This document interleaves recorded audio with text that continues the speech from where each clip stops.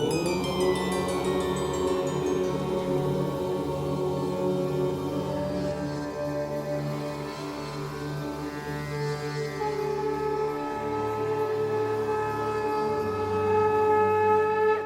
झूलेलाल। मां मोहित सितपाल तव्हां सभिनी जो स्वागत थो कयां अॼु जे एपिसोड में।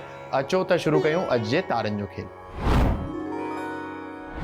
शुरू था कयूं अॼु जी तिथीअ सां। अॼु अंग्रेजी तारीख़ 14 अक्टूबर 2023 छंछर जो ॾींहुं, हिंदू महीनो अश्विन मास कृष्ण पक्ष जी अमावस्या, सर्वपितृ अमावस्या। हलो त शुरू कयूं अॼु जे राशिफल सां। मेष राशि। मेष राशि वारनि खे अॼु कोई बि लंबी यात्रा करण या यात्रा सां पीड़ा थियण जी संभावना आहे, हिन करे यात्रा अवॉइड कंदा त बहितर रहंदो। तव्हांखे अॼु धन हानि थियण जी बि आशंका आहे, हुन जे लाइ मां लक्ष्मी जी उपासना तव्हां जे लाइ लाभदायक थींदी। तव्हांजो स्वास्थ्य सुठो ई रहंदो। वृषभ राशि।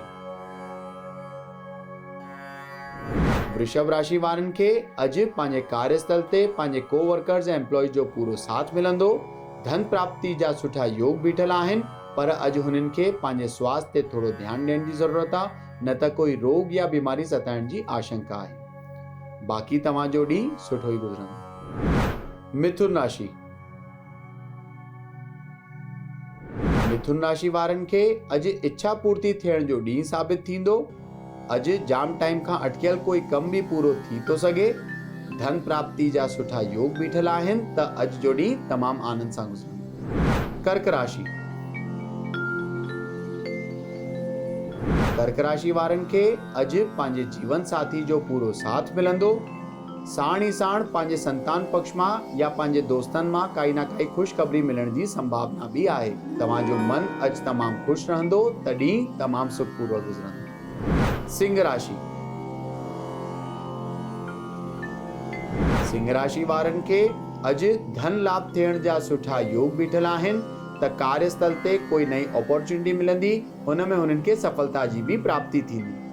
त अॼु जो ॾींहुं तमामु आनंददायक हूंदो। स्वास्थ्य हुननि जो सुठो ई रहंदो। कन्या राशि।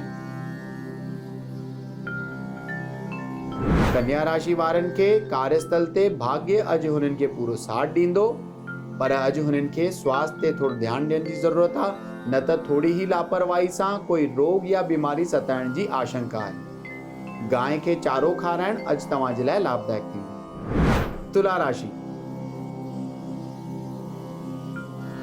तुला राशि वारनि खे अॼु कोई बि वॾो इन्वेस्टमेंट करण या प्रॉपर्टी वठण या कोई बि नओं कमु शुरू करण अवॉइड करणो आहे, न त धन हानि थियण जी आशंका आहे।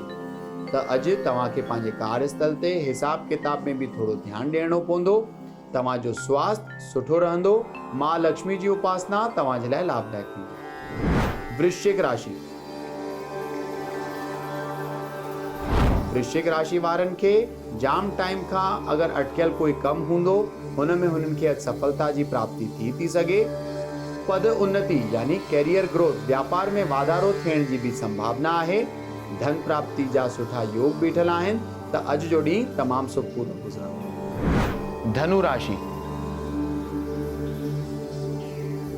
धनु राशि वारनि खे अॼु पंहिंजे दोस्तनि मां या पंहिंजे कार्यस्थल ते कोई न कोई ख़ुशख़बरी मिलण जी संभावना आहे। मन अॼु हुननि जो तमामु ख़ुशि रहंदो, त ॾींहुं तमामु सुखपूर्वक गुज़रंदो। धन जी प्राप्ति बि थी सघे। मकर राशि। मकर राशि वारनि खे अॼु पंहिंजे स्वास्थ्य में डपु या घबराहट महसूस थी थो सघे, पर हुननि खे पंहिंजो मन ऐं बुद्धि स्थिर रखी करे ॾींहुं हलाइणो आहे, त धन जी प्राप्ति बि थींदी। स्वास्थ्य सुठो रहंदो। हुननि जे लाइ तव्हांखे मेडिटेशन करणु तमामु लाभदायक थींदो। कुंभ राशि। कुंभ राशि वारनि खे अॼु कोई न कोई दुखद घटना जो सामनो थी थो सघे, पर हुननि खे पंहिंजो मन ऐं बुद्धि तमामु स्थिर रखी करे ॾींहुं हलाइणो आहे।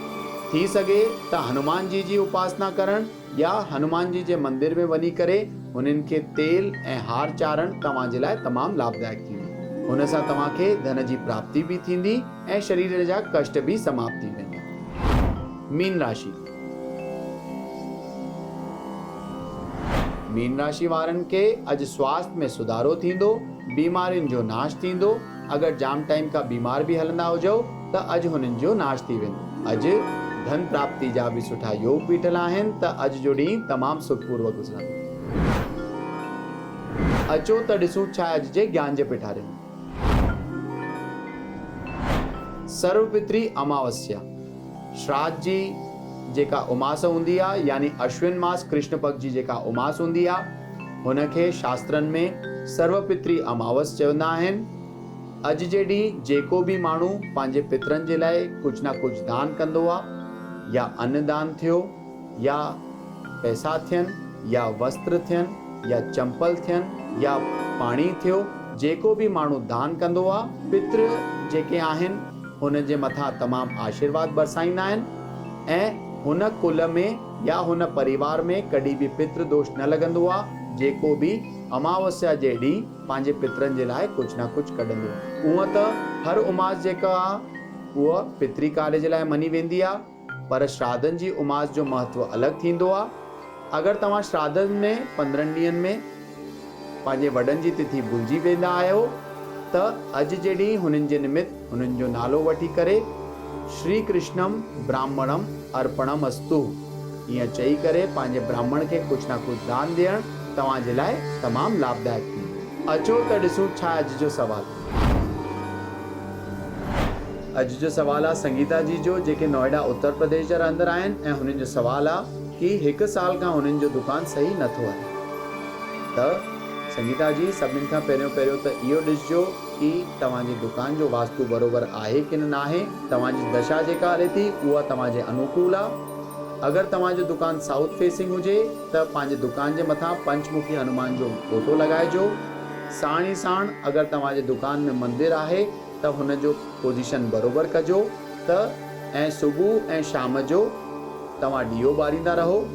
दुकान जॾहिं वधाईंदा आहियो यानी बंदि कंदा आहियो त शटर बंदि करे हिकिड़ो कपूर ॿारे करे पोइ पंहिंजे घर जे लाइ निकिरो त जेका बि नेगेटिविटी हूंदी उहा दूर थी वेंदी ऐं दुकान हलणु शुरू थी वेंदी।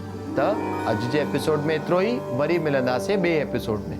अगरि तव्हांखे पंहिंजे कुंडली सां रिलेटेड कोई क्वेरीज़ या सवाल हुजनि त तव्हां असांखे ईमेल करे था सघो info@sindhiplex.com ते। तेसि ताईं ॾिसंदा रहो सिंधीप्लेक्स, सिंधियुनि जो पंहिंजो OTT। सत्य सनातन धर्म की जय। जय झूलेलाल।